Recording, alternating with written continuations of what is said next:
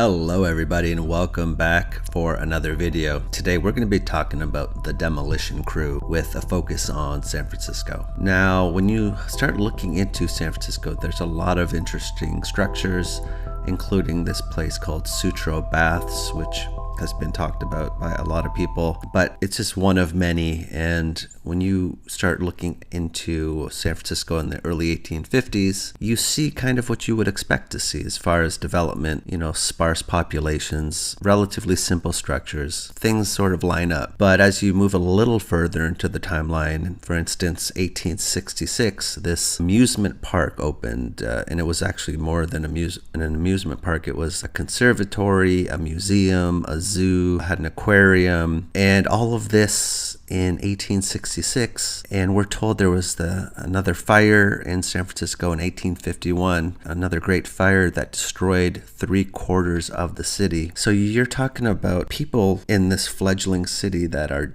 just trying to make it, right? They're trying to survive. And 15 years after this great fire, where 3/4 of the city is destroyed, they're building this Moorishly inspired, amusement park / museum / everything else. It seems a little bit off, but you could definitely push back against that. But where I think things start to fall apart as far as the official narrative is concerned is when you start looking into things like this panorama that was taken in 1878 by Edward Maybridge, and I think it consists of 13 photographs, but there's just buildings, these structures as far as the eye can see, thousands upon thousands of structures, including a lot of beautiful churches with impressive spires, multi-storied structures. We're dealing with brick and stone structures as well. It's not just simple wooden structures. I mean, look at these churches and just all of these different buildings, thousands upon thousands. And again, 1851, 3/4 of the city's destroyed. And 27 years later, you have all of this. And again, I just find it questionable. And I think a lot of these structures were already in place. But again, that's just a view. That's my view. So I wanted to dig a bit deeper into some of these churches, and I came across this church called St. John's. And the interesting thing about this church is that it actually survives the earthquake. What destroys it is dynamite. It was people intentionally destroying buildings to create a fire break that would hopefully slow down the fire. So I definitely wanted to do a little more digging into that, and I came across a really good article, which I will leave a link to, talking about the dynamite disaster that was associated with San Francisco earthquake of 1906. And I just taken some excerpts from the article, but it just goes on to mention how authorities decided as a last resort to use dynamite to blow up a lot of these buildings to create a fire break that would hopefully save the rest of the city. But it turned out to be one of the biggest mistakes in San Francisco history. Imagine that. So yeah, the city used explosives in an attempt to clear a path, but apparently the crews were untrained, so it actually helped spread the fire. So it just turned out to be this giant disaster. And I can't help thinking that this whole notion of blowing up buildings to create fire breaks, the real intention is to actually destroy buildings, not to save the rest of the city. It's a means of the controllers to destroy our history.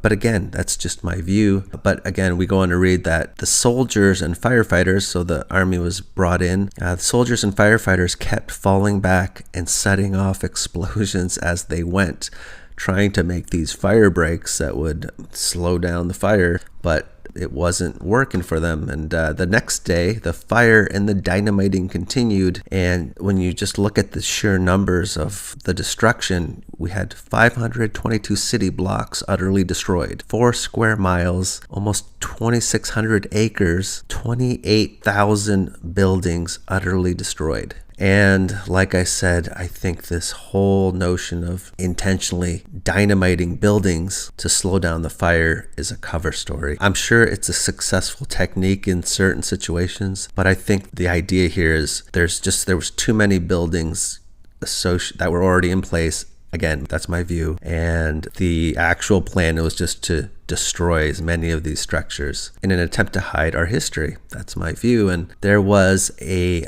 particular general, General Funston, Brigadier General. He just mentions how there was just so much dynamiting that was happening. There were times when the explosions were so continuous as to resemble a bombardment. So just the amount of dynamiting that was going on, it apparently resembled a bombardment. And that's interesting because the U.S. Navy was on site as well. And again, they were brought in as a humanitarian effort, right? And I have no doubt a lot of people were being, ferried away, but I believe there were a few destroyers in the complement of ships that was on site. Again, I can't say what really happened, but it's just something to note. Now, when I went looking for other great fires, you do come across this plan of dynamiting buildings to try and slow down these fires. And that goes for the Great Baltimore Fire of 1904,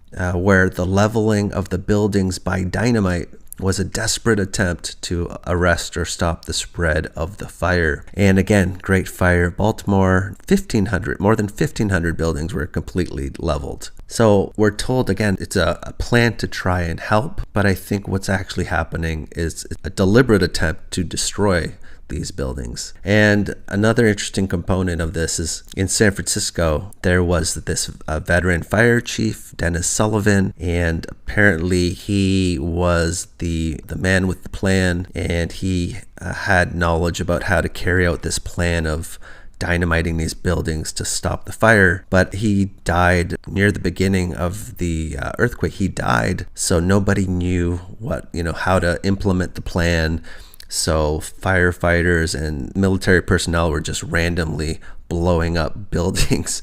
So that we're told it was just this massive chaos and confusion, all because this one person, he died unfortunately in the earthquake. So when you go to Baltimore, I believe their fire chief, Chief Horton, within an hour of arriving at the scene of the Great Fire, he was a falling electrical wire hit him apparently and knocked him out of commission the duration of the fire. So because he wasn't there, his replacement was brought in who wasn't as experienced. So he called for these intentional dynamiting, these fire breaks to be established, and it didn't really work. But again, this same MO, this person with the plan, all the experience, they're knocked out of commission and you get just chaos. But I think the plan all along is behind the scenes. It's to destroy all these structures. And I wanted to take a look at the Great Fire of Chicago, 1871, where you had a ton of buildings destroyed.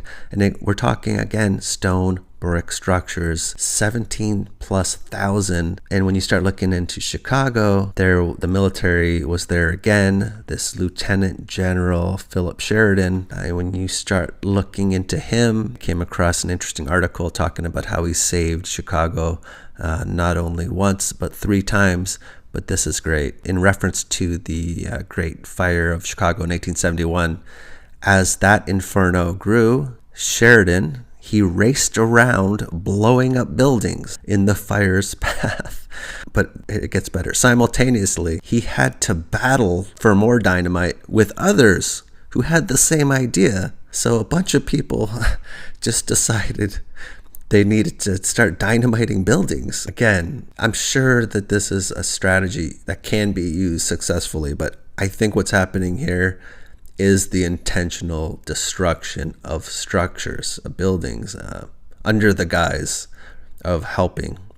That's my view. And when you look at this General Philip Sheridan, apparently he has a complicated history, which you can read here in this article, but he has his memoirs are published in a book, and he's in this interesting pose with the hidden hand that we see a lot. So it doesn't make me feel too good about his presence in the Great Fire of Chicago in 1871. And again, there's just a long history of cities destroying beautiful architecture, and I think it is an agenda. Again, that's my view. That's just an opinion, but I think that's what's happening here. And I thought it was just really interesting, this whole notion of just intentionally dynamiting all these buildings. So I thought this was pretty interesting, and I just wanted to share this with you guys. But I think that's all I have to say on this. So let me get on to a video recommendation.